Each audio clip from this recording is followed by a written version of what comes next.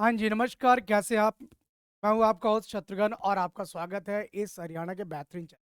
हम यहाँ पे क्या कर रहे हैं, तो डेली हम आपके क्वेश्चन करते हैं और आज भी हम आपके शुरू करते हैं आज के क्वेश्चन से और देखते हैं कि आज के पिटारे में क्या है।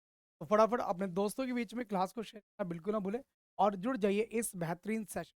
ये शुरू करते हैं आज के पहले क्वेश्चन के साथ और देखते हैं पहला क्वेश्चन आपका क्या है। अगर मैं बात करूं पहले क्वेश्चन की, तो ये रहा आपका पहला क्वेश्चन। आपसे कह रहा है कि which of the following river flow throughout the Tiruttani, a famous pilgrimage place of the south India. दक्षिण भारत का एक बहुत ही प्रसिद्ध तीर्थ स्थल है, ठीक है, जिसका नाम है आपका तिरुतानी। आपको बताना है कौन सी नदी वहां से होकर बहती है। वैगई बहती है, पलार बहती है, कावेरी बहती है, या आपकी नंदी। क्या लगता है आपको इसका सही उत्तर क्या होना चाहिए? तो आप देखोगे कौन सा, जो आपका तिरुतानी है। तिरुतानी की बात कर ले कहाँ पे है, तो आप देखोगे जो तिरुतानी नदी है ना, ये कहाँ मिलेगी? तो तिरुतानी जो जगह है, ये आपको तिरुवल्लुवर डिस्ट्रिक्ट, कौन सा? तिरुवल्लुवर डिस्ट्रिक्ट मिलेगा आपको। और ये जिला कहाँ मिलेगा? ये आपको तमिलनाडु में मिलेगा। कहाँ मिलेगा? तमिलनाडु में। तो अगर आपसे कहता, क्या कहता, अगर आपसे कहता कि पानी किस राज्य में आपका तीर्थ स्थल है, तो भी आप कहते तमिलनाडु में आपका स्थित। और ये चेन्नई के पास है। किसके पास है? चेन्नई सब डिवीजन के पास है। तो यहाँ पे देखोगे ये आपको नंदी नदी के किनारे मिलेगा। आगे नंदी नदी के किनारे मिलेगा। नंदी नदी जो है ये आपकी कहाँ से, तो कर्नाटका से आपकी ओरिजिनेट होती है। कहाँ से? कर्नाटका में नंदी हिल्स है, वहां से नंदी नदी निकल के आती है और उसी के किनारे आपको ये शहर मिलेगा। यहाँ पे तीन देवताओं के आपको मंदिर मिलेंगे। किसके किसके? तो यहाँ पे आप देखोगे एक है आपके विजय या रागामा, विजय विजया रागामा। दूसरे आपके अरुमागा मा स्वामी, यानी अरुमगमा स्वामी। और तीसरे हैं पी रातीवरा, ठीक है, विरातीश्वरा। ये आपके तीन भगवान मिलेंगे जिनकी मूर्ति यहाँ पे आपको देखने को मिलेगी। तो ये तीन विजय रागमा, अरुण अरुमागमा स्वामी और विरातेश्वरार, ठीक है, स्वामी, ये तीन देवता आपको मिलेंगे। अगला क्वेश्चन है आपका। और ये आपकी पेल्लार, पोन्यार, कावेरी, वेगई, फिर आपकी ताम्रपाणी। सबसे साउदर्न मोस्ट जो रिवर है वो आपको ताम्रपाणी देखने को मिलेगी, जो अगस्ता मलाई से निकलकर आती है। आप यहाँ कहीं पे आप देखते चेन्नई कह रहे हैं ना, तो ये अपना तमिलनाडु। और यहाँ पे कहीं पे आपको चेन्नई मिलेगा और चेन्नई के पास ही आपको ये देखने को मिलेगा। Next, in term of area which state has the largest forest cover in India. आपको बताना है कि क्षेत्रफल की दृष्टि से भारत के किस राज्य में सबसे ज्यादा वन क्षेत्र देखने को मिलेगा। अगर मैं वन रिपोर्ट किसकी, वन रिपोर्ट 2021 की अगर बात करूं, हर 2 साल पे आपका रिपोर्ट आता है। तो भारत में अगर बात करोगे, तो भारत में लगभग 24.5% भूभाग पर आपका वन है। लक्ष्य कितना है? तो लक्ष्य की अगर मैं बात करूं, तो लक्ष्य में लगभग 1/3 भूभाग पर आपका वन होना चाहिए। एटलीस्ट 1/3 एरिया पे क्या होना चाहिए? आपका वन होना चाहिए, ठीक है। अगर प्रतिशत वाइज बात करोगे, किसकी बात करोगे? प्रतिशत वाइज बात करोगे, तो आप देखोगे मिजोरम में, नॉर्थ ईस्ट में आपका राज्य है, मिजोरम में सबसे ज्यादा भूभाग पर आपको वन क्षेत्र देखने को मिलेगा। प्रतिशत, अगर क्षेत्रफल की दृष्टि से बात करें, तो क्षेत्रफल की दृष्टि से आपका मध्य प्रदेश पहले स्थान पर आएगा। तो जिसने भी आंसर क्या दिया, ऑप्शन लगाए मध्य प्रदेश, एरिया वाइज सबसे ज्यादा फॉरेस्ट कवर आपका मध्य प्रदेश में है, तो आप बिल्कुल आपके सही हैं, ठीक है। और नेशनल पार्क की तादाद भी देखोगे, मध्य प्रदेश में अंडमान निकोबार में सबसे ज्यादा आपको नेशनल पार्क देखने को मिलेंगे। चलिए अगले क्वेश्चन पे चलते हैं। अगला क्वेश्चन अगर देखें, which national park among the following is the largest protected area into the eastern Himalaya region? तो आपको बताना है निम्नलिखित में कौन सा राष्ट्रीय उद्यान पूर्वी हिमालय क्षेत्र में सबसे बड़ा संरक्षित क्षेत्र है? क्या लगता है आपको इसका सही उत्तर क्या होना चाहिए? ठीक है, बांदीपुर राष्ट्रीय उद्यान होगा, काइबुल लैमजाओ राष्ट्रीय उद्यान होगा, जिम कॉर्बेट नेशनल पार्क होगा, या आपका नामदाफा नेशनल पार्क होगा। तो पहले देखते हैं पूर्वोत्तर में है कौन सा। क्या बांदीपुर राष्ट्रीय उद्यान पूर्वोत्तर में है? तो आप कहोगे नहीं सर, बांदीपुर राष्ट्रीय उद्यान आपको कर्नाटक में मिलेगा। कहाँ मिलेगा? आपको कर्नाटक में देखने को मिलेगा। ठीक है, काइबुल लेमजाओ नेशनल पार्क ये एक झील के अंदर है, जो कि आपका लोकटक झील है, और लोकटक झील आपको मणिपुर राज्य में देखने को मिलेगी। कहाँ पे? मणिपुर राज्य में देखने को मिलेगी। उसके बाद जिम कॉर्बेट नेशनल पार्क ये आपको उत्तराखंड में, कहाँ पे? उत्तराखंड में देखने को मिलेगा। उसके बाद नामदाफा नेशनल पार्क ये आपको अरुणाचल प्रदेश में मिलेगा। कहाँ पे? अरुणाचल प्रदेश में मिलेगा। तो पहले तो हमें राज्य पता होना चाहिए। अब उस कंडीशन में अगर इन दोनों की बात करूं, ये दोनों तो कट गए। अब आंसर किस में देखो, या तो काइबुल लैमजाओ नेशनल पार्क में, या आपका नामदाफा में। उस कंडीशन में अगर देखोगे तो नामदाफा नेशनल पार्क पूर्वोत्तर का सबसे बड़ा नेशनल पार्क। कौन सा? पूर्वोत्तर का सबसे बड़ा नेशनल पार्क है। तो जिसने भी आंसर दिया नामदाफा अरुणाचल प्रदेश, वो बिल्कुल आपके सही है। और विश्व का एकमात्र तैरता नेशनल पार्क, विश्व का एकमात्र तैरता नेशनल पार्क कौन सा है? तो काइबुल लैमजाओ विश्व का एकमात्र तैरता हुआ नेशनल पार्क आपको मिलेगा, जो आपको याद रखना है। ठीक है, जो कौन सा? आपका काइबुल लैमजाओ। वैसे भारत का सबसे बड़ा नेशनल पार्क, सबसे बड़ा नेशनल पार्क कौन सा है? भारत का जो सबसे बड़ा नेशनल पार्क है वह आपका हैमिस नेशनल पार्क। कौन सा? Hemis national park. कहाँ मिलेगा आपको? तो हैमिस नेशनल पार्क आपको कहाँ पे? तो उत्तराखंड में। कहाँ पे? सॉरी, लद्दाख में देखने को मिलेगा। कहाँ मिलेगा? लद्दाख में देखने को मिलेगा, जो कि एक केंद्र शासित आपका प्रदेश है। साउथ बॉटम कौन सा? साउथ बॉटम आपका सबसे छोटा नेशनल पार्क है, और ये साउथ बॉटम आपको अंडमान एंड निकोबार में देखने। यहाँ पे अंडमान निकोबार, ये आप याद रखेंगे, जो अक्सर आपके एग्जाम में आता है। अपने हरियाणा में दो नेशनल पार्क, एक कालेसर, कौन सा? कालेसर नेशनल पार्क, और दूसरा सुल्तानपुर नेशनल पार्क आप देखेंगे। हरियाणा में कौन सा? कालेसर नेशनल पार्क, और दूसरा सुल्तानपुर नेशनल। ने भी आंसर क्या दिया? Option D. आंसर क्या लगा? ऑप्शन डी आंसर दिया है इसका, नामदाफा। वो बिल्कुल आपके सही है। चलिए अगला question. Pongal festival is celebrated for days in the Tamil Nadu. तो पोंगल आप देखोगे तमिलनाडु में मनाए जाने वाला पर्व है। ठीक है, what is the fourth day of Pongal? Pongal का जो चौथा दिन है वो कौन सा है? भोगई पोंगल है, कन्नुम पोंगल है, थाई पोंगल है, या मट्टू पोंगल है? क्या लगता है आपको? तो आप देखोगे अपने यहाँ हम 14 जनवरी के आसपास क्या मनाते हैं? मकर संक्रांति। क्या मनाते हैं? मकर संक्रांति मनाते हैं। ठीक है, तो ये भी एक कृषि फसल पर, किस पे? तो जो पोंगल है ना, पोंगल भी किस पर आधारित है? पोंगल आपके कृषि कृषि पर आधारित, किस पे? कृषि पर आधारित एक त्योहार है। किस पे? कृषि पर आधारित आपका क्या है? त्योहार है। और जनवरी के महीने में, कब? जनवरी के महीने में आप इसे सेलिब्रेट करोगे। वहां आप थाई मंथ के नाम से भी आप जानते हो। अगर आपसे पूछे तो दक्षिण भारत में तमिलनाडु में मुख्य रूप से आपका पोंगल मनाया जाता है। इसके अलावा आंध्र में भी देखोगे, फिर आप तेलंगाना में भी देखोगे, के बाद से आप कर्नाटक में भी देखोगे। लेकिन मेन किस राज्य का? तो मेन आपका ये तमिलनाडु का फेस्टिवल। और जो चौथा दिन होता है ना, उसे कन्नू पोंगल के नाम से जानते हैं। के नाम से? कन्नुम पोंगल के नाम से आप जानते हैं। ठीक, तो भोगई पोंगल पहले दिन बोलते हैं, makes the beginning of the fourth day Pongal festival.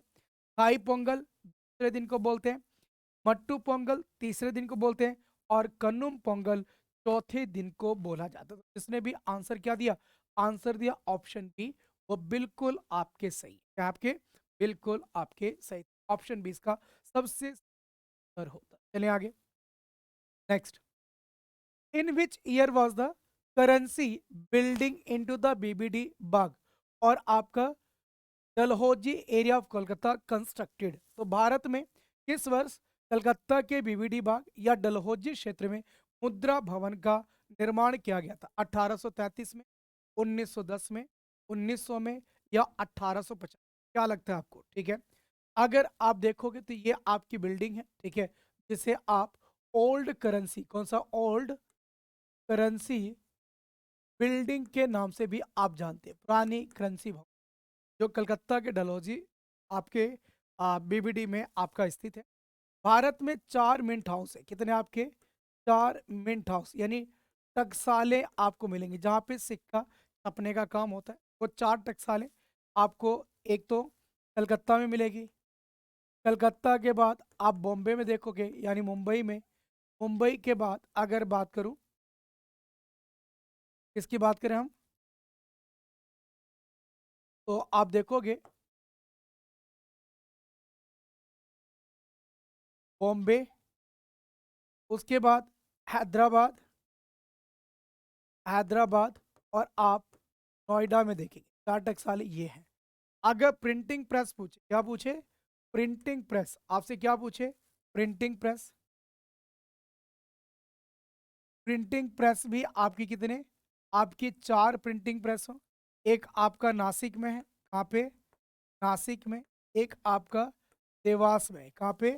Nashik आपका महाराष्ट्र हो गया, देवास आपका मध्य प्रदेश हो गया, फिर आपके मैसूर, मैसूर जो कि कर्नाटक, और सलबोनी, और एक आपकी सलबोनी में। ठीक है, ये 4 आपको प्रिंटिंग प्रेस मिलेंगे और 4 ही आपको टकसाले देखने को मिलेंगे। जिसने भी आंसर दिया कि इस डलहौजी या करेंसी बिल्डिंग की स्थापना 1833 में कब हुई थी? 1833 में। ऑप्शन ए वो बिल्कुल आपके से आंसर क्या था? ऑप्शन ए इसका सबसे सही। चलिए आगे। 1833, 1833 में भारत के वायसरॉय कौन थे? इस समय भारत के जो गवर्नर जनरल बने थे, जो चार्टर एक्ट आया था, वो आपके लॉर्ड विलियम बेंटिक थे। कौन थे आपके? लॉर्ड विलियम बेंटिक थे।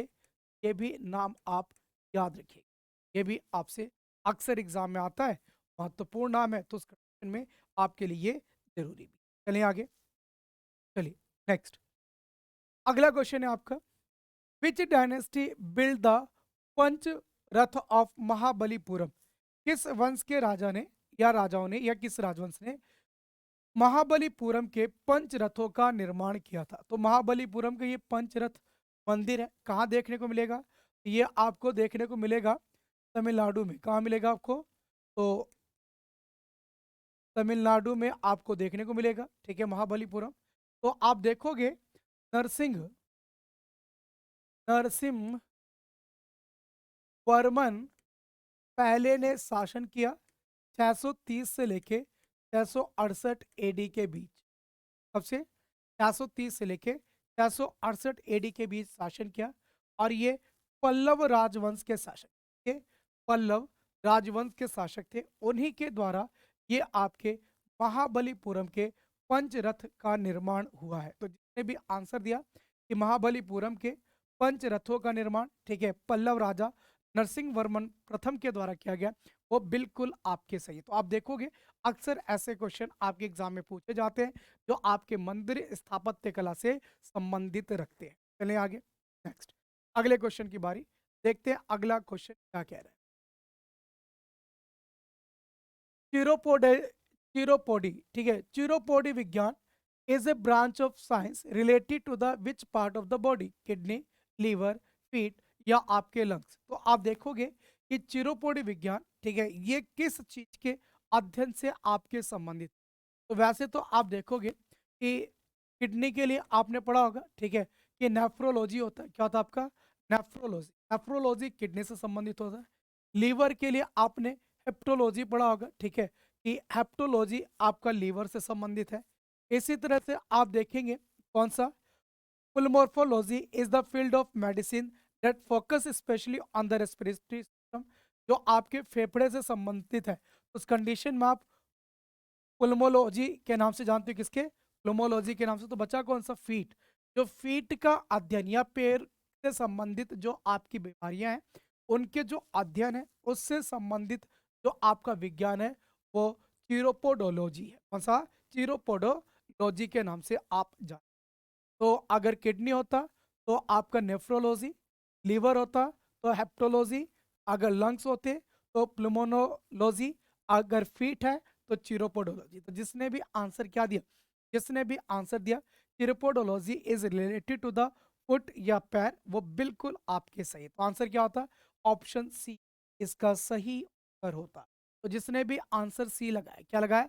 आंसर सी लगाया, वो बिल्कुल आपके सही है। चलिए अगले क्वेश्चन पे। चलिए अगले क्वेश्चन को। Name the law in physics which state that equal volume of all gases under the same condition of temperature and pressure, ठीक है, contains equal number of molecules. ठीक है, क्या कह रहा है? अगर आपका सेम कंडीशन या टेम्परेचर भी सेम है, ठीक है, और उसके बाद से प्रेशर भी सेम है, तो उस कंडीशन में आपके जो नंबर ऑफ मॉलिक्यूल्स होंगे वो आपके सेम होंगे। ये कौन सा लॉ कहता है? ओम्स लॉ कहता है, बॉयल्स लॉ कहता है, एवोगैड्रोस लॉ कहता है, या आपका चार्ल्स लॉ कहता है? ओम्स लॉ तो जनरली आपने, ठीक है, V directly proportional to I. Ohm's law क्या पढ़ा होगा? V directly proportional to I भी पढ़ा होगा कि किसी भी तार में जो करंट का जो फ्लो की मात्रा होगी उसके पोटेंशियल डिफरेंस पे आपका डिपेंड करता है। तो V equals to I R पढ़ा होगा। क्या पढ़ा होगा? V equals to I R. अगर मोल्स की बात आ गई ना, किसकी आ गई? मोल्स की बात होगी, मॉलिक्यूल्स की बात होगी, तो एक मोल में आपने पढ़ा होगा 6.023 इंटू 10⁻23 एवोगैड्रो नंबर होता है। क्या होता है? एवोगैड्रो नंबर होता है कि सेम टेम्परेचर सेम प्रेशर पे अगर एक सर्टेन आपके वॉल्यूम ऑफ गैसेस ले लूँ तो उनमें नंबर ऑफ मॉल्स आपके इक्वल होंगे, और एक मोल किसके बराबर होगा? तो इतना एवोगैड्रो के बराबर होगा। तो ये जाहिर सी बात है, कौन सा लॉ है? ये एवोगैड्रो का लॉ है। किसका? एवोगैड्रोस का लॉ है। तो जिसने भी आंसर क्या लगाएगा, ऑप्शन सी लगाया होगा, वो बिल्कुल आपके सही है। बाकी के लॉज देख लेते हैं। तो बॉयल्स लॉ क्या कहता है? P into V equals to P two V two, यानी अगर प्रेशर घटाओगे तो दूसरे का क्या बढ़ेगा? तो इसका वॉल्यूम ज़्यादा होना चाहिए, इसका प्रेशर कम है तो इसका वॉल्यूम ज़्यादा होना चाहिए। तो इस पर डिपेंड करता है। Charles law V one upon T one V two upon T two के इक्वल होता है। Gas Lussac law P one T one V one upon T one equals to P two upon T two के equal होता है। ये आपके gaseous law हैं, Boyle's, Charles और गैस लुसाक। और ओम्स लॉ आपका फिजिक्स में किसके? तो आपके करंट इलेक्ट्रिसिटी से संबंधित है। ये आपको याद रखना है। तो आंसर क्या देते? आंसर देते ऑप्शन। क्या आंसर देते? ऑप्शन सी इसका सबसे सही। जिसने भी आंसर सी लगा होगा, वो बिल्कुल आपके सही। चलिए अगला क्वेश्चन है। In which of the following location was the quit India movement launch by the Mahatma Gandhi? आपको बताना है, ठीक है, कि 1942 में महात्मा गांधी द्वारा भारत छोड़ो आंदोलन निम्नलिखित से किस स्थान पर शुरू किया गया? ठीक है, अगर आपको याद हो तो इसी आंदोलन में गांधी जी ने क्या दिया था? गांधी जी ने करो करो या मरो का नारा दिया था। ठीक, यही गांधी जी हैं, ठीक है, जिन्होंने 5 फरवरी 1922 को जब चोरी चोरा की घटना हुई, ठीक है, किसकी? चोरी चोरा की घटना हुई, तो असहयोग, कौन सा? असहयोग आंदोलन इन्होंने क्या कर लिया था? तो आंदोलन वापस ले लिया था। क्या ले लिया था? आंदोलन वापस। अंग्रेजों ने कहा कि यार अब तो तुम खुद ही इतने बड़े, ठीक है, हिंसा को प्रमोट करो, तो गांधी जी ने जैसे अब जीव दिखा रहे ना, ऐसे उन्हें जीव दिखा दिया। बोले अब ये मेरे कंट्रोल में नहीं है, ठीक है, आपको क्या, आप लोगों की उम्मीदों को तोड़ोगे तो जाहिर सी बात है लोग गुस्सा होंगे ही। ये मेरे कंट्रोल में नहीं, मैं नहीं जानती ये सब, ये मुझे नहीं पता।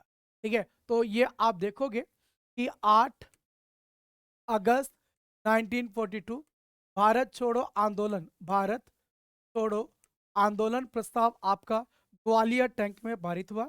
ये ग्वालियर टैंक है। कौन सा? ग्वालियर टैंक, जिसे आज अगस्त क्रांति पार्क के नाम से जाते, आज किसके नाम से?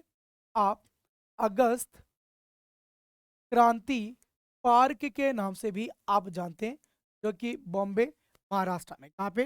बॉम्बे महाराष्ट्र के अंदर। तो जिसने भी आंसर क्या दिया, ऑप्शन बी आंसर लगा, वह बिल्कुल आपके से आंसर क्या था? ऑप्शन बी इसका सबसे सही उत्तर होता। ठीक है, और फिर आप देखोगे कि यहीं पे ये जो नारा है ना, भारत छोड़ो का जो नारा है, ये आपके यूसुफ यूसुफ बहरैली के द्वारा आपका दिया गया था। तो ये भी आता है, भारत छोड़ो का नारा किसने दिया है, तो आप क्या कहोगे, यूसुफ महरैली के द्वारा भारत छोड़ो का नारा दिया गया था, जो एक यूनियनिस्ट आपके लीडर हुआ करते। तो आंसर क्या था, ऑप्शन बी।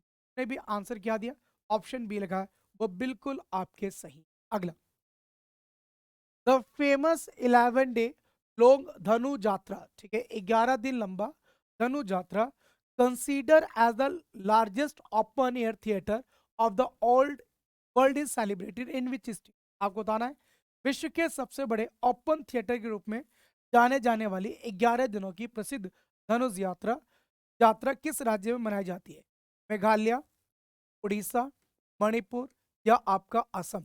ठीक है, तो ये जो यात्रा वर्ड है ना, अगर आप देखोगे तो ये उड़िया शब्द है, इसका उड़िया शब्द है यात्रा, यानी यात्रा को यात्रा बोलते हैं। तो जिसने भी कहा सर ये फेमस धनुष यात्रा आपके उड़ीसा में मनाई जाती होगी, वो बिल्कुल आपके तो आंसर क्या, ऑप्शन बी सही उत्तर है। फिर आप जगन्नाथपुरी का जो रथ मंदिर है, कौन सा रथ जो मंदिर है, ठीक है, पुरी में, वो भी आप याद रखना, अक्सर एग्जाम में आपसे पूछा जाता है। ठीक है, जहाँ पे आपके भगवान जगन्नाथ, सुभद्रा, बलराम की रथ यात्रा आपकी निकलती है।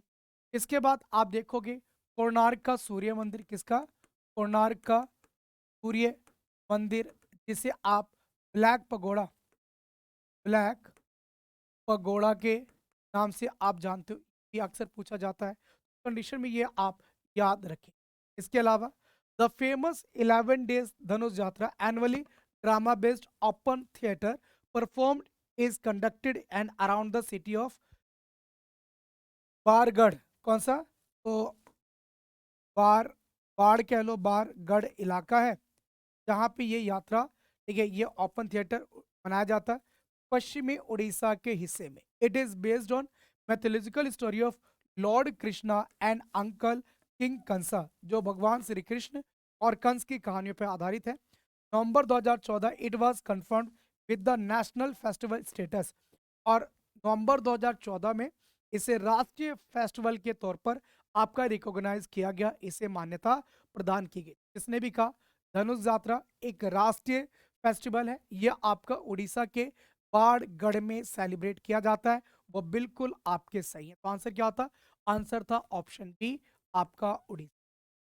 हाँ जी, यहाँ तक किसी को दिक्कत, आई होप यहाँ तक किसी को कोई दिक्कत नहीं होनी चाहिए। अगला question, what is the colour of light emitted by the sun, आपको बताना है सूर्य के द्वारा जो कलर आपकी एमिट की जाती है वो कैसा होता है, रेड, येलो, व्हाइट या आपका ऑरेंज। ठीक है, तो आपने देखा होगा सूर्य से जो आपकी किरणें आती, किससे, सूर्य से जो किरणें आती हैं वे आपकी श्वेत रंग की होती है, श्वेत यानी सफेद रंग की होती हैं, और यही सफेद रंग जब आपका प्रिज्म से गुजरता है तो आपके 7 रंग में टूट जाता है, कितने, 7 रंग में आपका टूट जाता है, जिसे आप विव ग्योर के नाम से जानते हो, किसके नाम से, विविग्योर। Violet, indigo, blue, green, yellow, orange और आपका रेड, ये आपने विविग्योर पढ़ा होगा। तो जिसने भी कहा सूर्य द्वारा उत्सर्जित प्रकाश का रंग सफेद होता है, वाइट होता है, वो बिल्कुल आपके सही है, क्या आपके, बिल्कुल आपके सही है।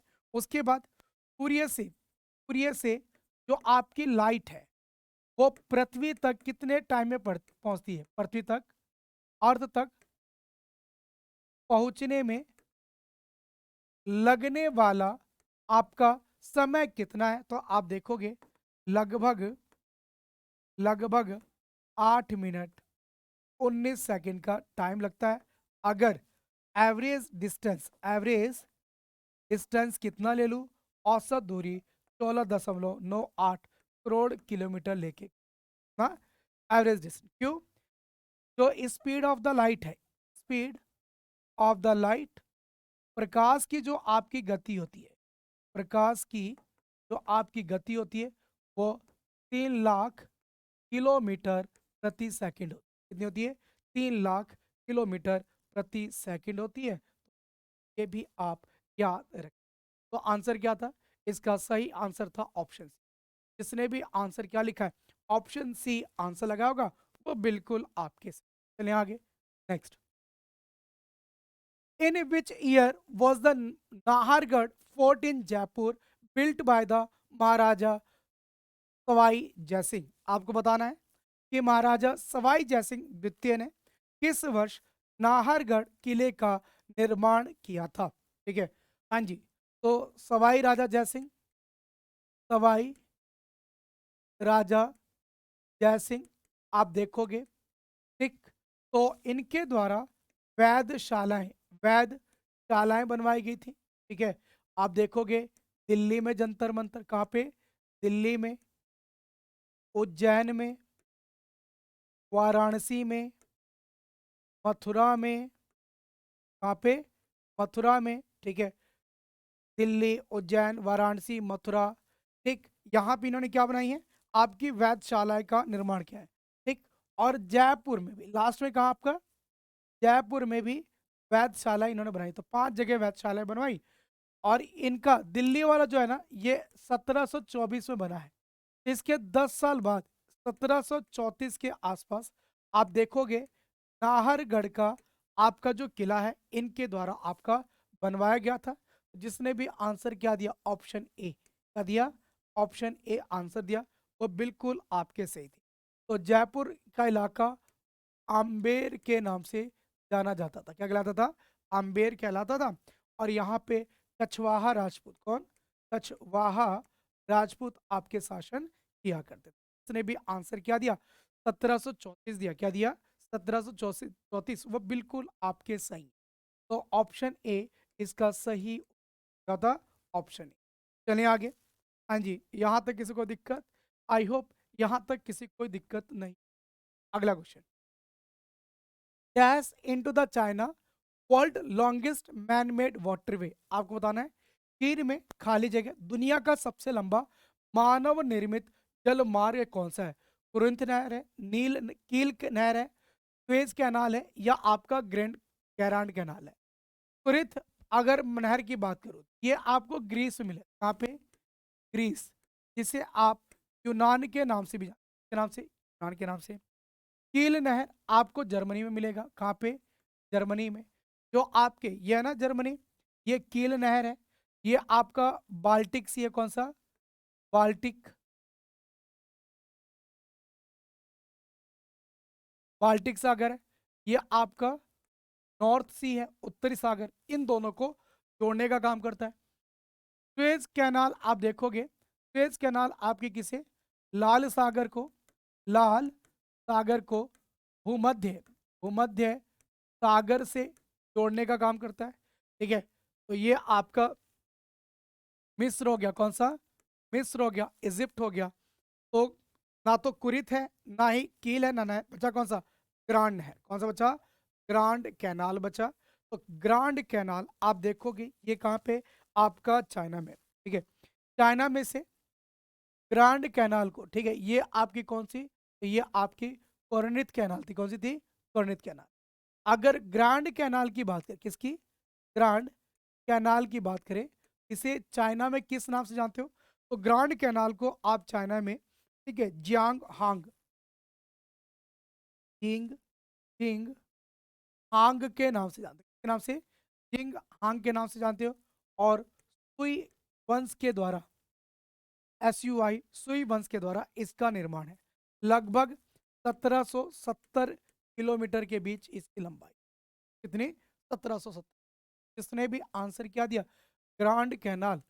ऑप्शन डी चलेगा, ये आपका चीन में है। तो वो बिल्कुल आपके सही है। तो आंसर क्या था? ऑप्शन डी इसका सबसे सही है। आगे चलिए, ठीक। In which of the following state, state बोलती है यहाँ देश से मतलब, was the naval exercise Naseem अल बहर between India and dash held? निम्नलिखित किस राज्य में भारत और आपका नौसेना अभ्यास नील बहर आयोजित किया गया? ओमान में, ईरान में, सऊदी अरब, या संयुक्त अरब अमीरात? तो आप देखोगे जो आपका सऊदी अरब है, सऊदी अरब के साथ भारतीय नौसेना का जो नौसेना अभ्यास जो होता है उसे आप अल मुहिद अल हिंद के नाम से आप जानते हो। यूएई के साथ जो नौसेना अभ्यास होता है वो जायद तलवार के नाम से जाना जाता है। तो ये बचा कौन? ओमान। ये किसके साथ होता है? ये आपके ओमान के साथ होता है।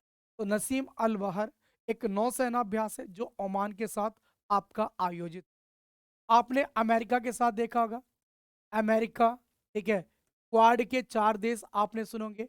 फिर आपका जापान है, जापान के बाद ऑस्ट्रेलिया है और आपका इंडिया है। इनके बीच में मालाबार, कौन सा? मालाबार युद्धाभ्यास होता है। इसी तरह से आप इंदिरा देखते हो, इंदिरा नाम में ही छिपा है। इंडिया और रशिया, ये आपका भारत और रशिया के बीच में युद्ध, आपका नौसेना अभ्यास है, थल सेना अभ्यास है। ठीक है, ये देखोगे तो जिसने भी आंसर क्या दिया, जिसने भी आंसर दिया ऑप्शन ए ओमान, क्या आंसर दिया? ओमान। आप देखना ऐसे करके अरेबियन पेनिनसुला मिलेगा, ये ओमान, ये आपका यमन, ऐसे दो देश मिलेंगे। तो ओमान के साथ ये युद्ध सेना अभ्यास आपका आयोजित। ठीक है, तो आंसर क्या था? ऑप्शन ए इसका सबसे सही। ठीक है, सऊदी अरब के साथ अल मोहिद अल हिंद और जायद तलवार यूएई के साथ आयोजित, किसके साथ? यूएई के साथ आयोजित। Which of the following Viceroy of India addressed the Bengal famine 1943 by the ordering the army to distribute relief supply to the starving ruler Bengalis? ठीक है, तो निम्नलिखित में किस वायसराय ने 1943 के बंगाल के अकाल को भूख से मर रहे बंगालियों के राहत सामग्री वितरित करने का आदेश देकर संबोधित किया? यानी बंगाल में बहुत तगड़ा फैमाइन पड़ा था, लगभग लाखों के तादाद में लोग इस भुखमरी के शिकार हुए थे, और जो बंगालियों का जो राहत सामग्री आया था वो सेना को भेज दिया गया। किसे भेज दिया गया था? सेना को भेज दिया गया था। और इस ग्रेट फैमाइन का, इस अकाल का सबसे बड़ा कारण उस समय के तत्कालीन ब्रिटिश प्रधानमंत्री विंस्टन चर्चिल को माना गया था। किसे माना गया था? विंसेंट। तो भारत में विंस्टन चर्चिल को उस व्यक्ति के रूप में याद किया जाता है जिसने विनाशकारी बंगाल का कारण बना, क्योंकि हमारे पास अनाज था, हम लोगों को अनाज देकर उनकी जान बचा सकते थे। लेकिन जो भारतीयों को कोटे का अनाज था वो कहाँ दे दिया गया? वो अनाज आपके युद्ध में आपका सैनिकों को बांट दिया गया, इसलिए भारतीयों की जान आपकी नहीं बचाई जा सकी। लाखों भारतीय इसके तहत आपके क्या हुए? वो आपके मारे गए। तो आप देखोगे उस समय लॉर्ड लिनलिथगो भारत के वॉइसरॉय थे। कौन थे आपके? लॉर्ड लिनलिथगो, जिन्होंने ये आदेश आपका जारी किया था विंसेंट चर्चिल के कहने पे। उसने भी आंसर दिया ऑप्शन बी, वो बिल्कुल आपके सही है। अगर लॉर्ड लिथगो लिथगो की अगर बात करो तो इसका एक और चीज आप याद रखेंगे क्या?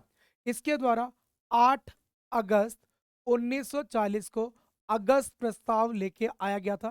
ठीक है, जिसके तहत कोशिश की थी इसने कि कांग्रेस मुस्लिम लीग किसे समर्थन दे दे, तो आपके वर्ल्ड वॉर जो द्वितीय चला था विश्व युद्ध, उसमें अपने समर्थन की घोषणा कर दे। ये कुछ महत्वपूर्ण तथ्य हैं जो आपके लॉर्ड लिथगो से के जाते, तो ये आप याद रखेंगे। ने भी आंसर क्या दिया? ऑप्शन बी लगाया था, लॉर्ड लिथगो ने ये आदेश जारी किया था। और भारत में जो भयंकर अकाल पड़ा था इसके लिए आप जिम्मेदार किसे मानते? तो आप जिम्मेदार मानते विंसेंट चर्चिल को। तो आप बिल्कुल, आप क्या हैं? बिल्कुल सही हैं। Next, who among the following scientist invented the cotton gin? आपको बताना है निम्नलिखित में से किस वैज्ञानिक ने कॉटन गिन का आविष्कार किया था? नॉर्मन बारलॉग ने, ठीक है, जॉर्ज वाशिंगटन कार्वर ने, इली व्हिटनी ने, या सोनी पर्ड्यू ने? तो बताइए इनमें से किसने कॉटन गिन का आविष्कार किया था? क्या लगता है आपको इसका सही उत्तर क्या होना चाहिए? फटाफट लिख गए अपना आंसर। देखते हैं किसका आंसर आपका सही है। तो आप देखोगे नॉर्मन बारलॉग कौन है? तो नॉर्मन बारलॉग को, ठीक है, हरित क्रांति का, किसका? हरित क्रांति का जनक कहा जाता है। किसका? हरित क्रांति। ठीक, जो विश्व में जो ग्रीन रेवोल्यूशन आया था, जिसके चलते आप देखोगे 1970 में इन्हें नोबेल पीस प्राइज, नोबल शांति पुरस्कार से भी सम्मानित किया गया था हरित क्रांति की वजह से। ठीक है, तो नॉर्मन बारलॉग तो हो नहीं सकते। भारत में एमएस स्वामीनाथन को, स्वामीनाथन को हरित क्रांति का, किसका? हरित क्रांति का जनक कहा जाता है। ये भी आप याद रखेंगे किसको, एम एस स्वामीनाथन को। तो उस कंडीशन में आंसर कौन थे, एली व्हिटनी। कौन, एली व्हिटनी जो थे, एली व्हिटनी। इन्हें आपका ये जो कॉटन गिन है इसका आविष्कारक माना जाता है। जिसने भी आंसर क्या दिया, जिसने भी आंसर दिया ऑप्शन वो बिल्कुल आपके सही हैं। एली व्हिटनी इसका सबसे सही। हाँ जी, यहाँ तक किसी को आपत्ति, आई होप यहाँ तक किसी को सही। Who among the following founded the Bombay stock exchange. ठीक है, ये बॉम्बे स्टॉक एक्सचेंज बेसी आपने सुना होगा, ठीक है, देखा होगा। जब भी शेयर मार्केट से संबंधित कोई भी न्यूज आती है तो इसकी फोटो के बिना वो न्यूज आपका अधूरा है।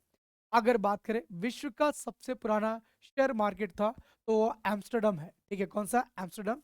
तो आपको कहाँ मिलेगा, ये एम्स्टर्डम आपको नीदरलैंड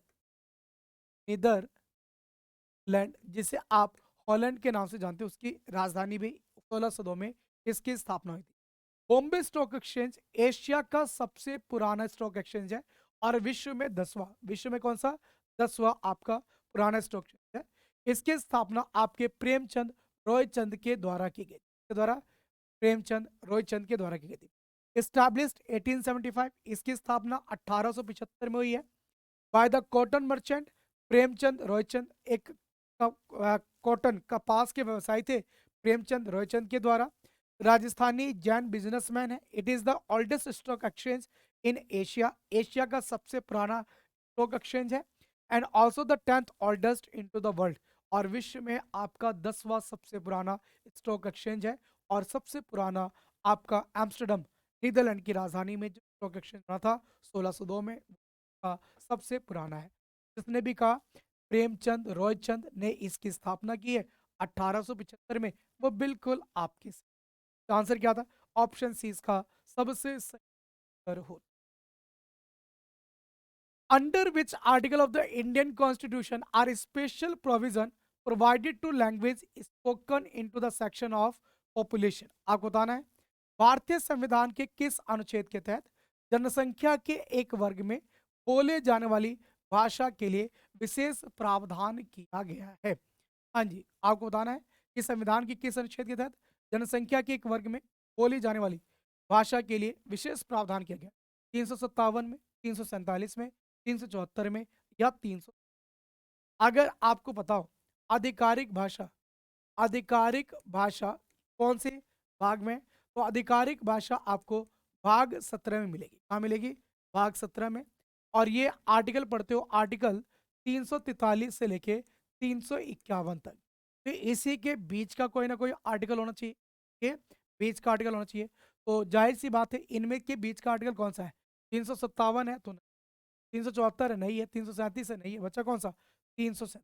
इस आधार पे भी इसका आंसर कर सकते, इस आधार पे क्या कर सकते हैं, इसका आंसर आप कर सकते थे, या डायरेक्ट याद था तो कर सकते थे। दूसरा, 343 में भारत की आधिकारिक भाषा, भारत की ऑफिशियल लैंग्वेज, आधिकारिक भाषा, भाषा आपकी कौन सी है, भारत की आधिकारिक भाषा आप देखोगे हिंदी को रखा गया है। जिसकी लिपि आपकी कौन सी है, तो देवनागरी है। इसकी लिपि कौन सी आपकी, देवनागरी लिपि रखी गई। 344 में भाषा आयोग, 345 में राज्यों की, राज्यों की आधिकारिक भाषा की बात की गई है। और 347 में कहा गया है कि अगर किसी राज्य में किसी क्षेत्र विशेष में कोई स्थानीय भाषा बोली जाती है तो वहां के राज्यपाल उस क्षेत्र विशेष के लिए उसे ऑफिशियल लैंग्वेज घोषित आपका कर सकते हैं।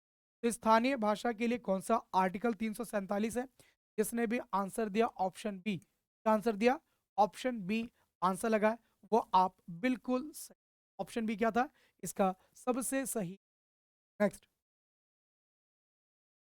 विच of the following is also known as Epsom salt. ठीक है, आपको बताना है निम्नलिखित में से किसे आप इप्सम सॉल्ट के नाम से भी जानते हो, कैल्शियम सल्फेट को, सोडियम सल्फेट को, फेरस सल्फेट को, या आपके मैग्नीशियम सल्फेट को। क्या लगता है इसका सही उत्तर क्या होना चाहिए, किसे आप, ठीक है, इप्सम सॉल्ट के नाम से जानेंगे? हाँ जी, फटाफट आंसर दीजिए। इसका सही उत्तर क्या होगा? तो आप देखोगे ये आपका इप्सम सॉल्ट है, जो कि बाथ बेनिफिट्स के लिए आपका जाना जाता है, नहाने के लिए आप प्रयोग करते हो। Smoothness of skin, relief score muscles, reduce stress, improve foot health, eliminate toxic the body. ठीक है, तो आपके शरीर से जो जहरीले पदार्थ है उन्हें दूर करता है। ठीक है, कहीं कटा फट गया तो उसे फिल करने का काम करता है। तो ये जो इप्सम सॉल्ट है ना, ये मैग्नीशियम सल्फेट क्या कहलाता है? Magnesium sulphate. मैग्नीशियम सल्फेट को आप इप्सम सॉल्ट के नाम से भी जानते थे। जिसने भी आंसर क्या दिया था? जिसने भी आंसर दिया था ऑप्शन डी, वो बिल्कुल आपके आंसर क्या था? ऑप्शन डी इसका सबसे सही उत्तर हो। हाँ जी, यहाँ तक किसी कोई दिक्कत? आई होप यहाँ तक किसी को कोई भी दिक्कत। चलिए, which bank will introduce a digital rupee in India? Bharat में किस बैंक ने भारत में डिजिटल करेंसी की शुरुआत की? आपने देखा होगा रुपी का डिजिटल फॉर्म आपका चालू हो चुका है। तो भारत में रेगुलेटिंग बॉडी कौन है? करेंसी का जो रेगुलेटिंग बॉडी है वही तो आपका जारी करेगा। ये रेगुलेटिंग बॉडी कौन है? आपका आरबीआई। कौन है आपका? आरबीआई। ठीक, आरबीआई की स्थापना तक आपके 1934 आरबीआई एक्ट के तहत हुआ था। किसके तहत? आरबीआई अधिनियम के तहत हुआ था। और आप देखोगे 1 अप्रैल 1935 को इसकी स्थापना हुई थी कलकत्ता में। शक्तिकांता दास कौन आपके?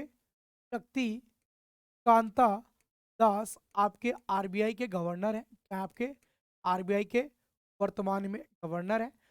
ने भी कहा भारतीय रिजर्व बैंक आरबीआई के द्वारा इसकी स्थापना या आपके रेगुलेट की जाएगी। वो बिल्कुल आपके क्या है? आपके बिल्कुल सही। How much tax will levied on to the transfer of virtual assets?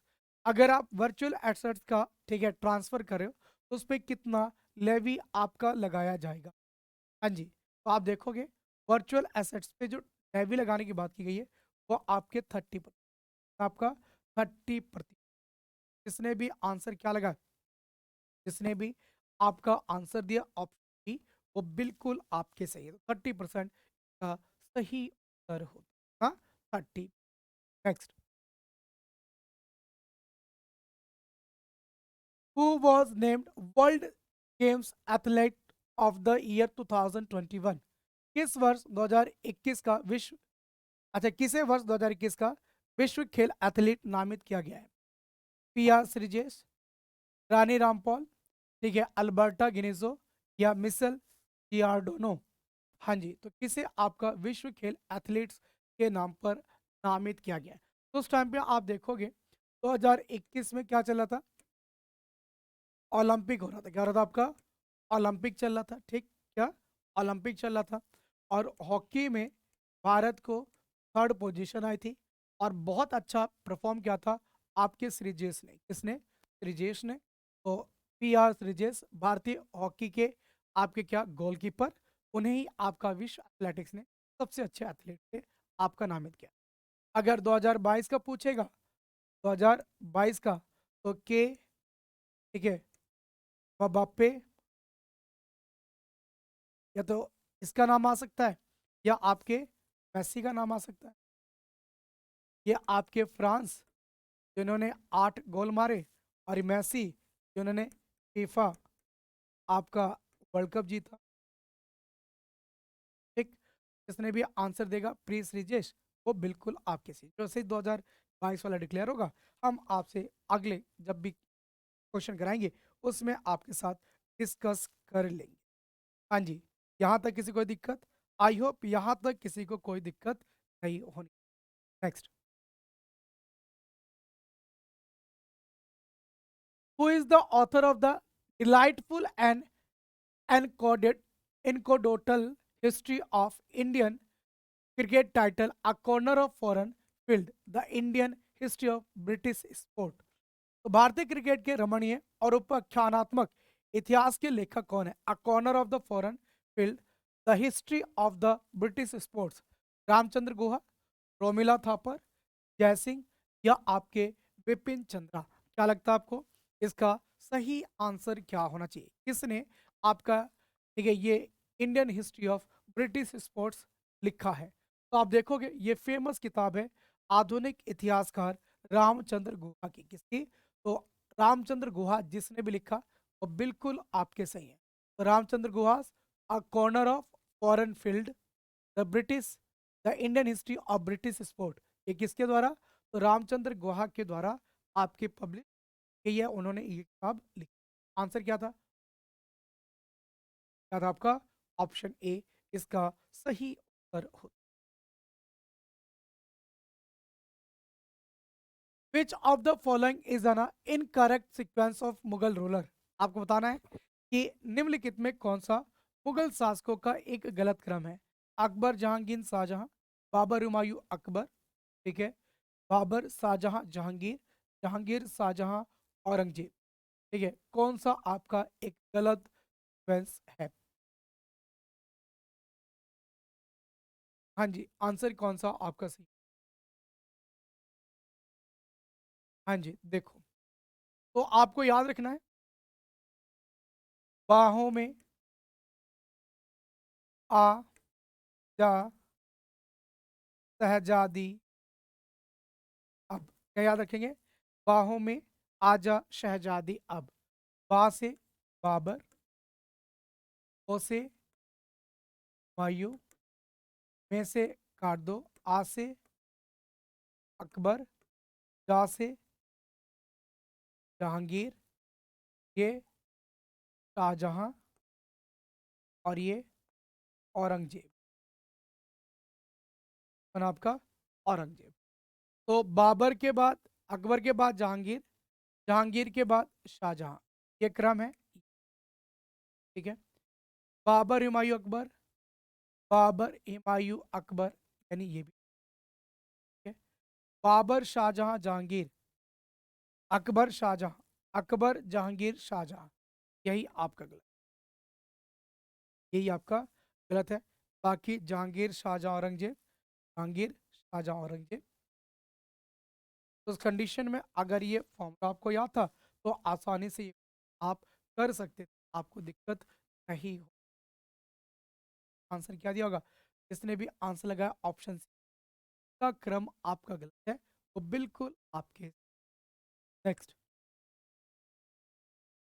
The American scientist Edwin Hubble named is associated with which of the following theories? Following theories.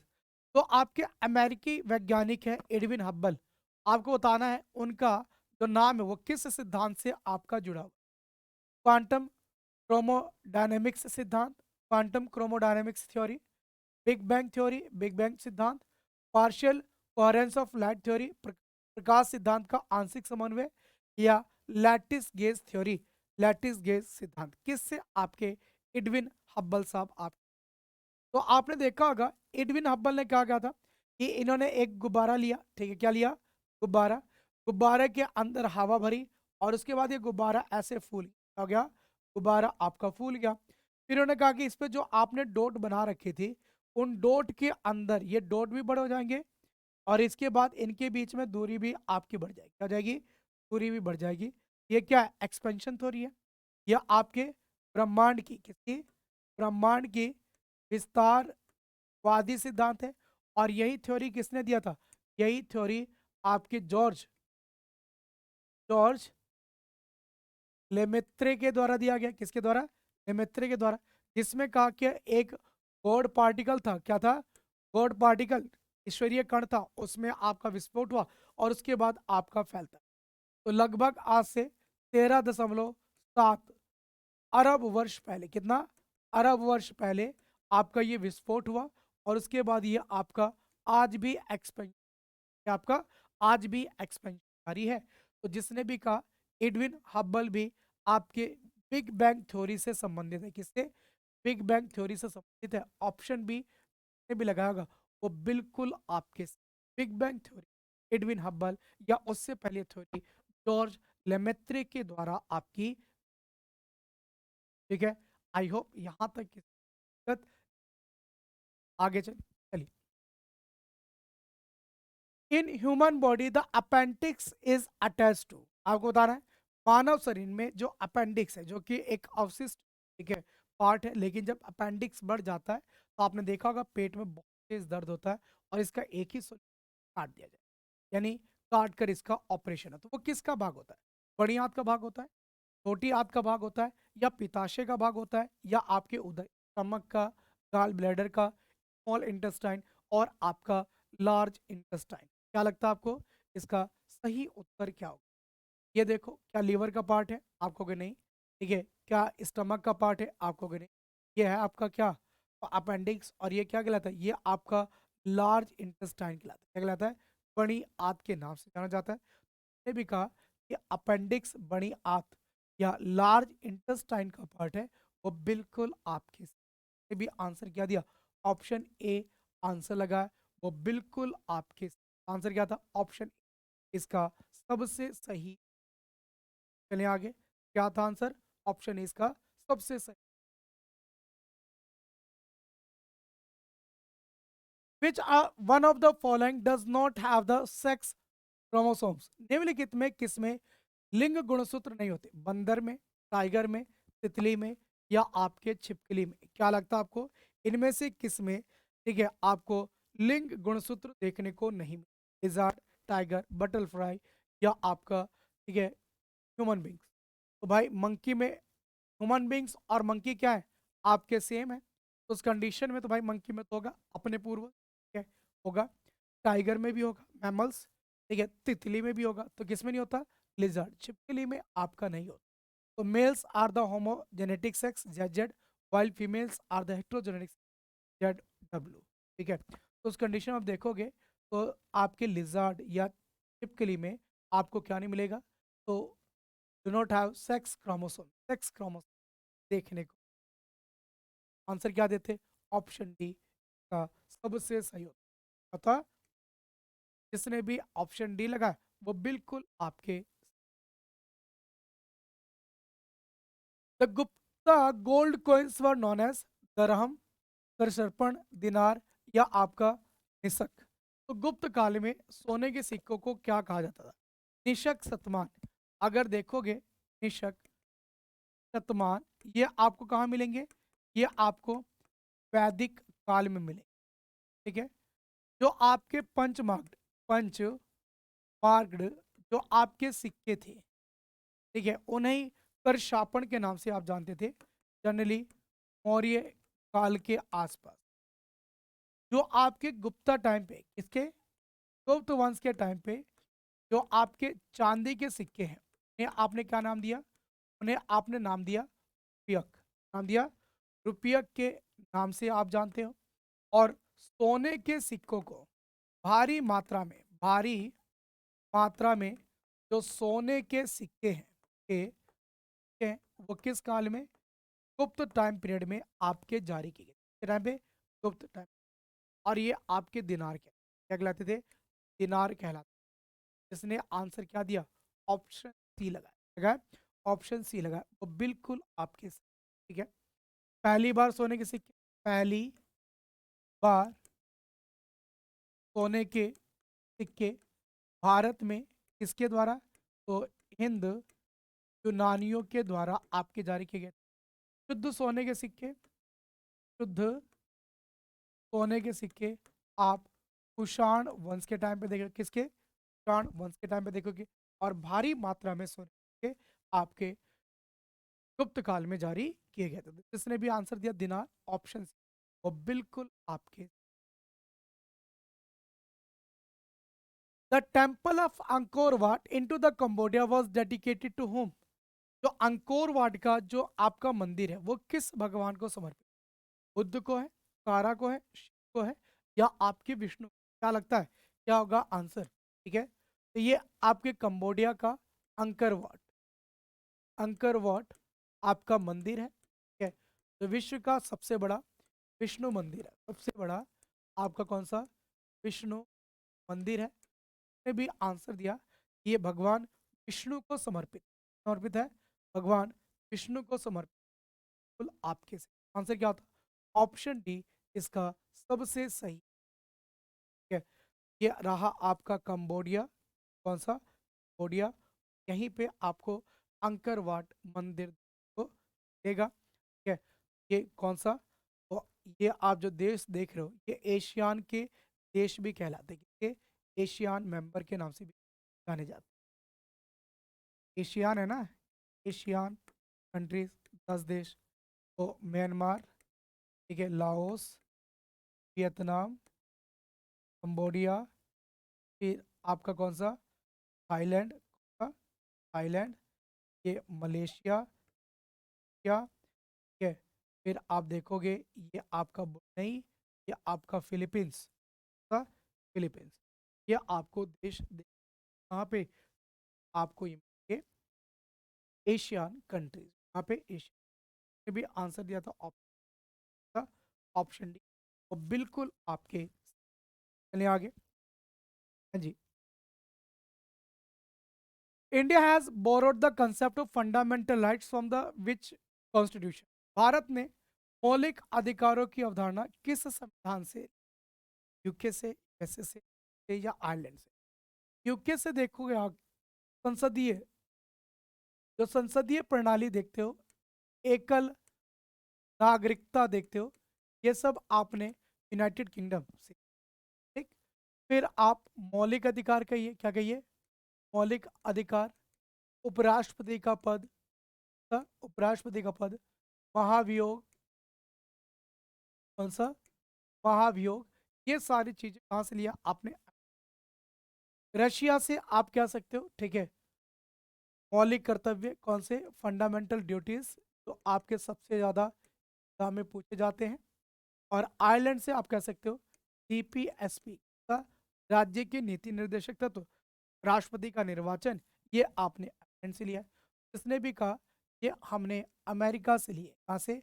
America से लिया है। वो बिल्कुल आपके से। कौन सा भाग है?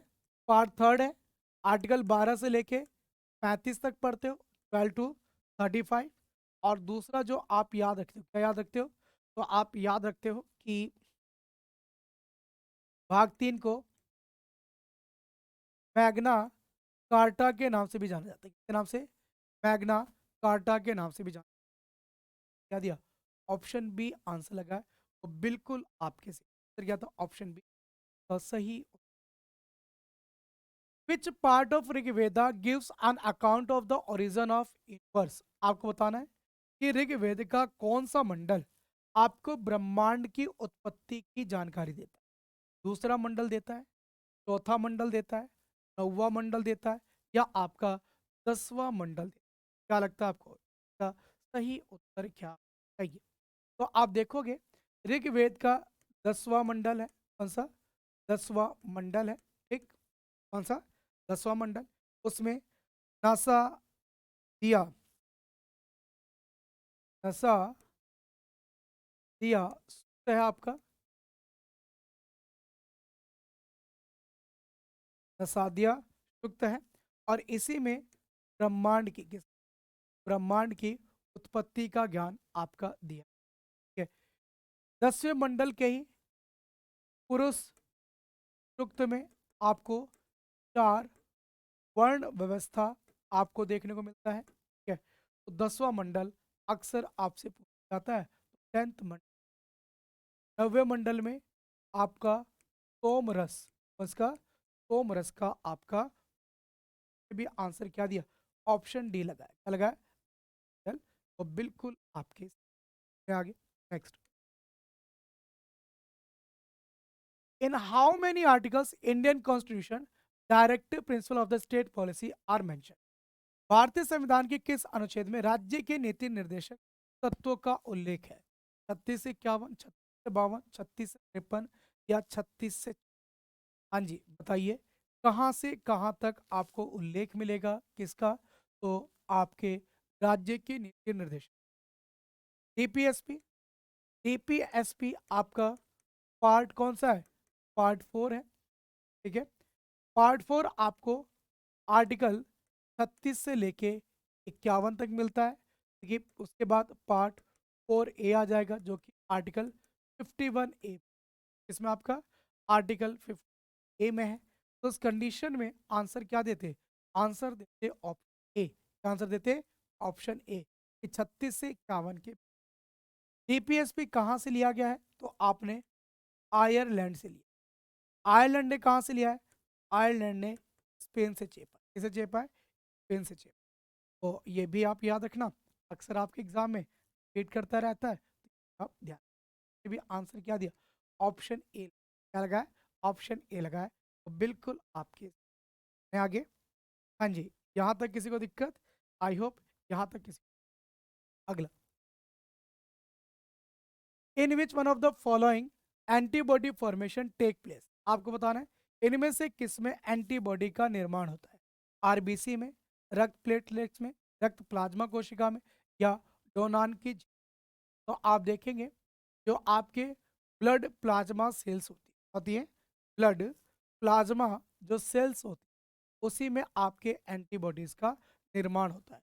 ठीक, इसमें आप देखोगे प्लाज्मा एक पेल येलो मिक्सचर है, यानी हल्का सा येलो कलर का, यानी पीले रंग का आपको नजर आएगा, जिसमें आपको वाटर, प्रोटीन और सॉल्ट मिलेंगे। ठीक है, one of the function of the plasma is to act as a carrier for blood sales.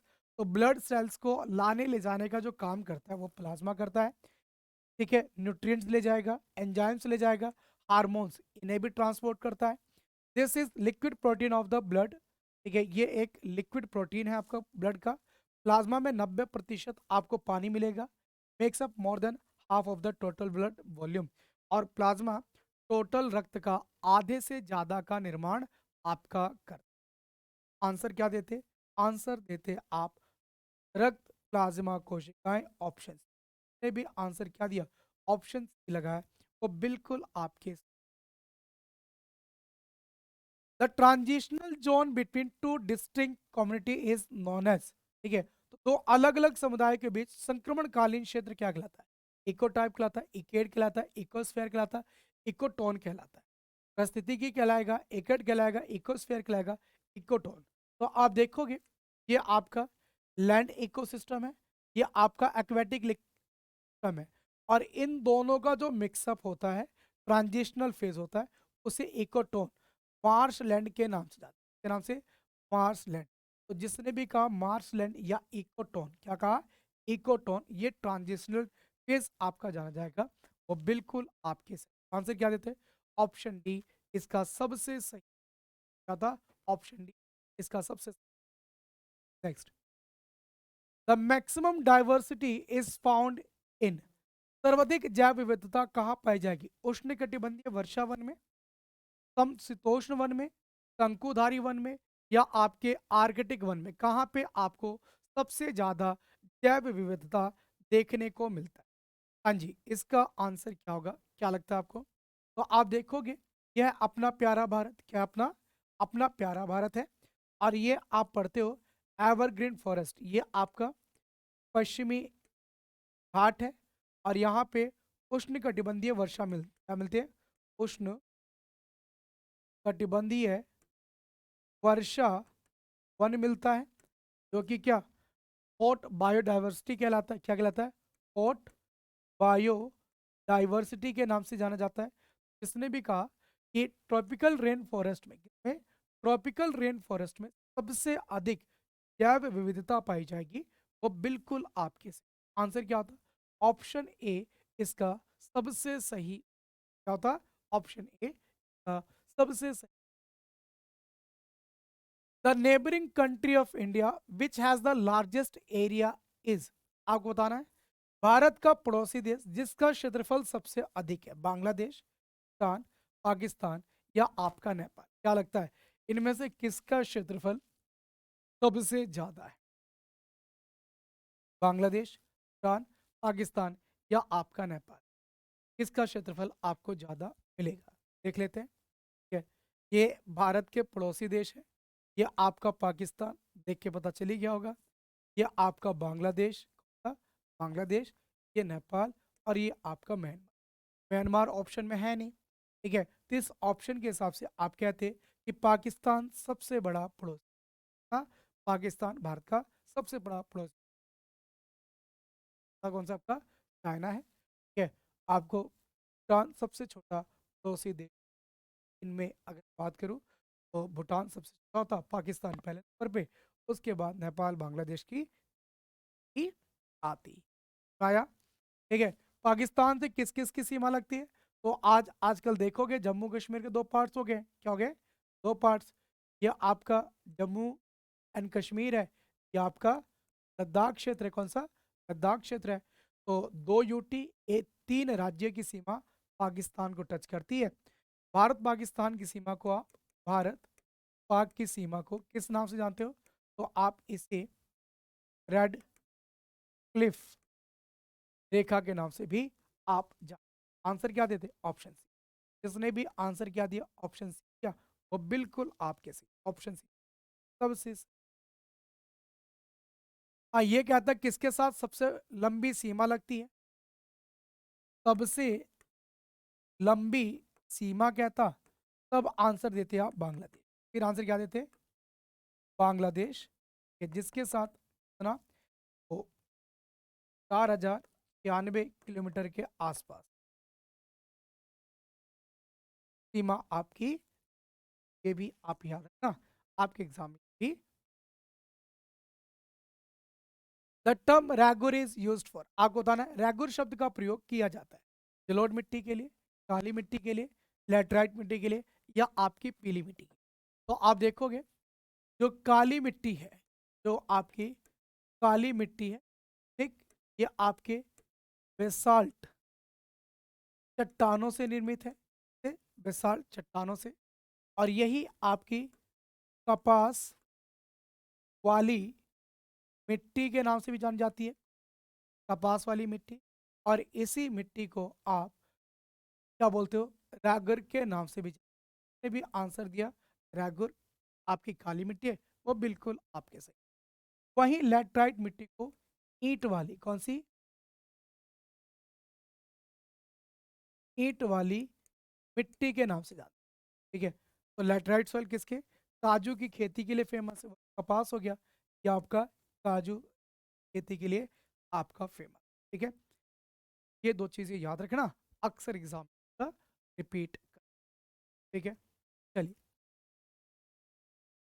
Oxbow lake is feature form by, आपको बताना गोखुर झील किसके द्वारा बनाई गई? एक अवस्था में नदी के द्वारा, नदी के परिवहन कार्रवाई के द्वारा, ठीक है, परिपक्व अवस्था में आपका नदी के शरण के द्वारा, या एक नदी के पुराने चरण में जमाव के द्वारा। क्या लगता है आपको? ऑक्स बाव का निर्माण कब आपके नदी के द्वारा किया जाएगा? तो ऑक्स बाव क्या लेक कोई भारत में है? आप देखोगे जो ऑक्स बाव लेक है, ये आपने एक वुलर झील से नाम, वुलर झील का नाम सुना होगा, जो भारत की सबसे बड़ी ताजे पानी की झील, आपकी ताजे पानी की झील है। आपने सुना होगा वुलर झील, जो आपको कहाँ मिलेगी? श्रीनगर में मिलेगी। और ये झेलम नदी के द्वारा बनाई। और झेलम ने इसका निर्माण कब किया होगा? अपने परिपक्व समय काल, मैच्योर टाइम पीरियड में इसका निर्माण किया होगा। तो river erosion into the mature stage, नदी के द्वारा परिपक्व अवस्था में जो शरण होता है, तब आपके ऑक्स बाव, ठीक है, झील का निर्माण होता है। आंसर क्या दिया? ऑप्शन क्या लगा? Option C. तो बिल्कुल। क्योमारा कास्त्रो, क्योमारा कास्त्रो किस देश की पहली महिला राष्ट्रपति है? क्यूबा, होंडरस, मैक्सिको, या आपका कोलंबिया। तो सेंट्रल अमेरिकन कंट्री आपका कौन सा? सेंट्रल अमेरिका, जो आपके मध्य अमेरिका देशों के नाम से जाने जाते हैं। ठीक है। उसमें आप पाओगे होंडुरस, क्या पाओगे? होंडुरस पाओगे। और ये होंडुरस की आपकी पहली क्या है? तो महिला राष्ट्रपति। आंसर दिया ऑप्शन दिया, ऑप्शन बी। इसने भी बिल्कुल आप। Which company has announced $1 billion investment into the Bharti Airtel Mittal? ठीक है। तो आपने भारती मित्तल की कंपनी, आपकी एयरटेल, ठीक है, भारती मित्तल। ठीक। आपको बताना है कि अमेजन ने, माइक्रोसॉफ्ट ने, एप्पल ने, या गूगल ने ये जो अनाउंसमेंट की थी, ये गूगल के द्वारा की गई थी। और आप देखोगे, ठीक, जो आपके सुंदर पिच्चई हैं वो गूगल के सीईओ हैं। पिच्चई, सत्य नडेला आपके माइक्रोसॉफ्ट के क्या है, आपके सीईओ। ये दो अक्सर के जाते हैं, तो ये आप याद, ये आंसर का गूगल ने ये तो बिल्कुल क्या था आपका option. Depreciation is an annual allowance for the wear and tier.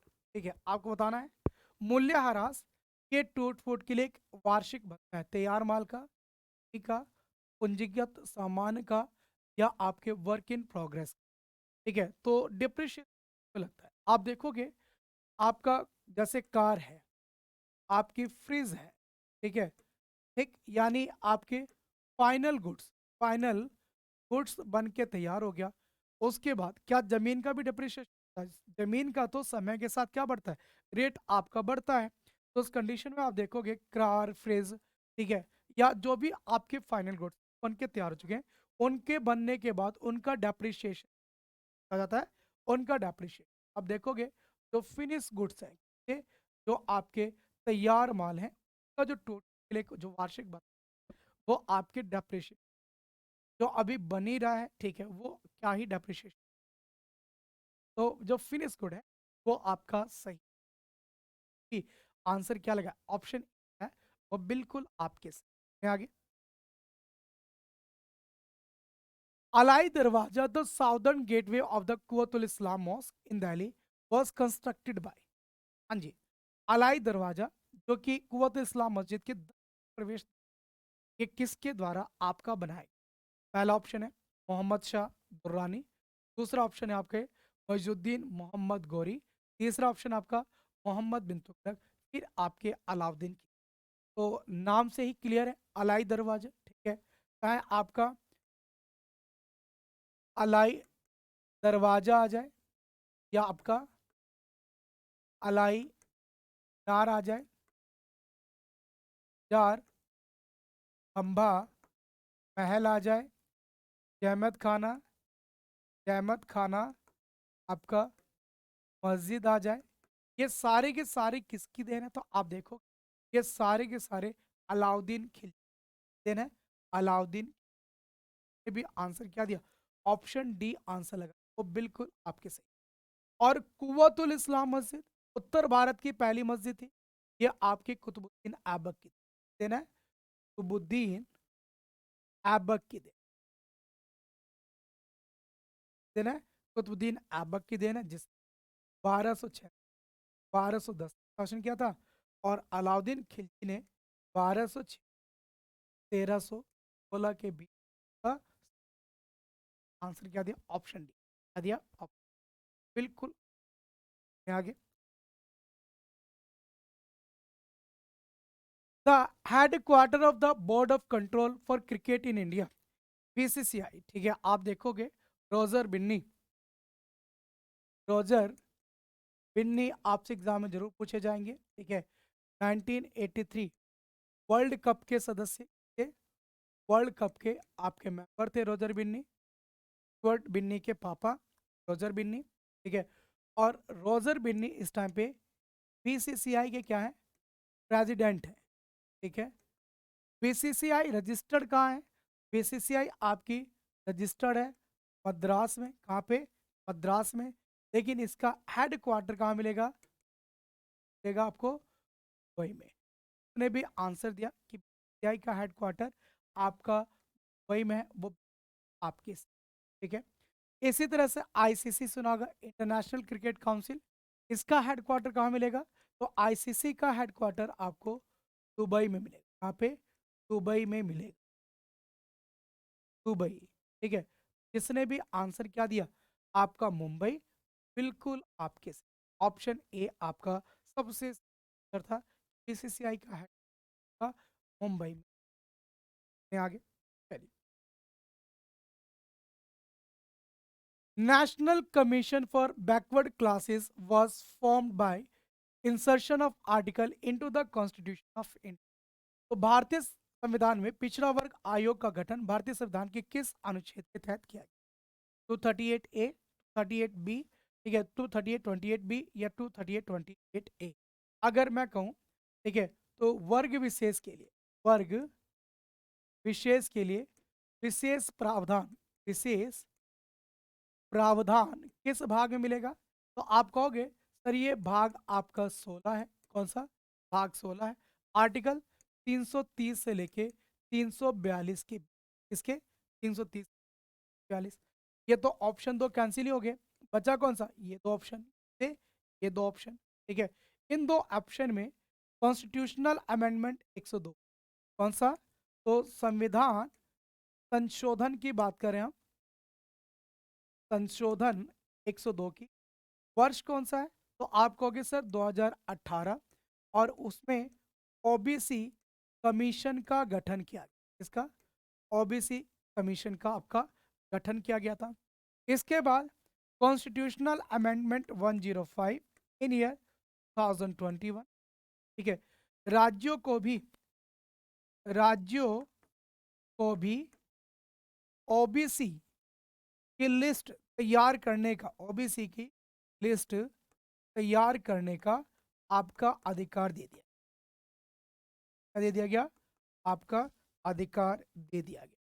ने भी कहा ये आपका आर्टिकल 238 आपका ऑप्शन की आंसर लग 38B, वो बिल्कुल आपके 38B में ओबीसी कमीशन में क्या मिलेगा? OBC commission. तो आंसर क्या देना था? ऑप्शन इसका सबसे सही। The Indus water treaty, Sindhu घाटी जल समझौता है आपका। आपको बताना है इस पर कब हस्ताक्षर किया। ठीक, यह समझौता, यह समझौता भारत और पाकिस्तान के बीच में है। ठीक है, किसके? भारत और पाकिस्तान के बीच।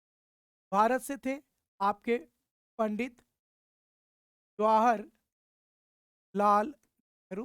कौन थे आपके? पंडित जवाहरलाल नेहरू।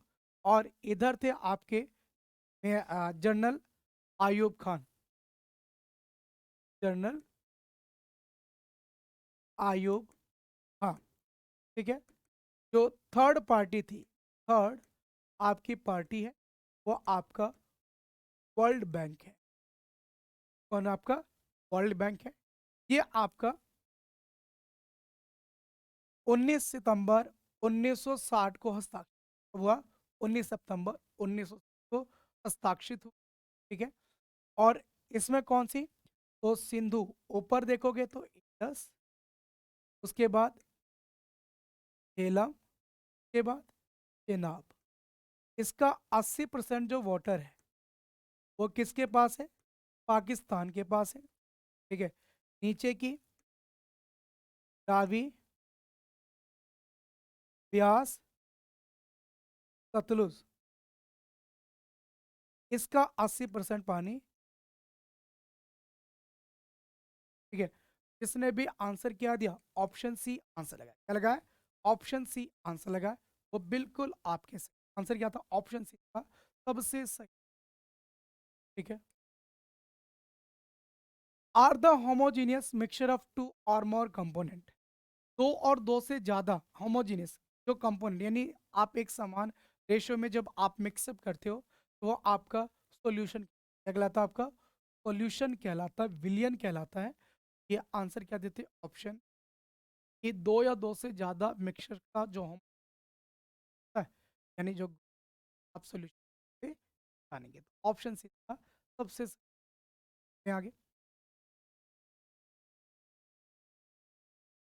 विच of the following is not located into the Orissa, आपको बताना है निम्नलिखित में से कौन सा उड़ीसा में स्थित आपका नहीं है। पहला आपका मयूरभंज एलिफेंट रिजर्व, दूसरा आपका संबलपुर हाथी रिजर्व, तीसरा है आपका सोनितपुर हाथी रिजर्व, और चौथा आपका महानदी हाथी रिजर्व। ठीक है, तो आप देखोगे मयूरभंज, संबलपुर, महानदी, ये तीनों के तीनों आपको कहाँ मिलेंगे? तो उड़ीसा राज्य के अंदर मिलेंगे। कहाँ मिलेंगे? ये जो सोनितपुर हाथी रिजर्व है ये आपका असम में, ये कहाँ है आपका? असम के अंदर है। ने भी कहा सर ये आपके असम में है, वो बिल्कुल आपके आंसर क्या था? ऑप्शन सोनितपुर आपका असम में है। बाकी आपको कहाँ पे, आपको उड़ीसा। तो part 8 of the Indian constitution deals with, आपको बताना है भारत के संविधान का भाग 8 किससे आपका संबंध, पंचायतों से, राज्य से, केंद्र शासित प्रदेशों से, या नगर पालिका से। देखो, पंचायतों के लिए पार्ट 9 है, कौन सा, पार्ट 9 है आपका। स्टेट के लिए पार्ट 6 है आपका। यूनियन टेरिटरीज के लिए पार्ट 8 है आपका। और म्यूनसिपैलिटीज के लिए आपका पार्ट 9A है। कौन सा, पार्ट 9। जिसने भी लिखा केंद्र शासित प्रदेश, क्या लिखा, केंद्र शासित प्रदेश, आर्टिकल 38 से लेकर आर्टिकल 242, 238 से लेके 242 तक आप भाग 8 पढ़ते हो, केंद्र शासित प्रदेश। तो बिल्कुल आप, ठीक है, वो क्या है, बिल्कुल आपके 39 से, ठीक है, आर्टिकल 239 से लेके 240, 239 से लेके 242 तक आपके आगे। Next, the aggregate value of goods and service produced into the economy can be calculated by the three method: income method, expenditure method, and dash method. तो लीडिंग, डिपॉजिट, स्पेंडिंग, इस पे एक्सपेंडिचर बाई स्पेंडिंग तो expenditure ही हो गया, ये तो आपका आ ही गया। तो कौन सा होगा, आप देखोगे वैल्यू एडिड, जो उत्पाद मूल्य वृद्धि हो, इस पे आप जीडीपी सुना होगा, ग्रोस डोमेस्टिक प्रोडक्ट। जो फाइनल गुड्स, जो आपके, जो फाइनल गुड्स और सर्विसेज हैं कि आप वैल्यूएशन करोगे, ठीक है, तो उस पे आप क्या निकाल सकते हो, तो एग्रीगेट वैल्यू गुड्स फाइंड कर सकते हो। आंसर दिया प्रोडक्ट वैल्यू एडिड, ठीक है, उत्पाद मूल्य वर्धित, ठीक है, वो आपके बिल्कुल, ठीक है। अब last but not the least, आखिरी है लेकिन अंतिम नहीं, क्या है क्वेश्चन आपका, renounced his knighthood into the protest of Jallianwala Bagh में स्केट। आपको बताना है निम्नलिखित में से किसने जलियांवाला बाग हत्याकांड के सामूहिक हत्याकांड की वजह से अपना त्याग पत्र दे दिया, रविंद्रनाथ बैनर्जी ने, रविंद्रनाथ टैगोर ने, जमशेदजी भाया ने, या आपके शिवाजी राव होलकर ने। क्या लगता है किसने अपने नाइटहुड की उपाधि लौटा दी थी, तो आप देखोगे 1913 में इन्हें गीतांजलि के लिए, गीतांजलि के लिए Nobel literature, Nobel literature award से सम्मानित किया गया था, ठीक है। उसके बाद इन्हें नाइटहुड या आपके सर की उपाधि दी गई थी। और जलियांवाला बाग 13 अप्रैल 1919 को हुआ। इस घटना के विरोध में गुरुवर रविंद्रनाथ टैगोर ने, गुरुवर रविंद्रनाथ टैगोर ने अपने नाइटहुड की, आंसर दिया ऑप्शन बी, वो बिल्कुल आपके से, क्या है आपके, बिल्कुल आप। और जलियांवाला बाग हत्याकांड की जांच के लिए, जांच के लिए अंग्रेजों ने किसना, तो आप देखोगे हंटर कमीशन का, हंटर आयोग का आपका गठन किया। जिसने भी आंसर दिया ऑप्शन क्या दिया, ऑप्शन दिया, तो बिल्कुल आप, ऑप्शन बी क्या होता है इसका, ठीक। ये थे आज के बेहतरीन क्वेश्चन, ठीक है। इसी तरह से बेहतरीन जुड़े रहिए रिजल्ट गुरु के साथ, देखते रहिए हमारे इस बेहतरीन चैनल। आज के लिए मुझे इजाजत, आपका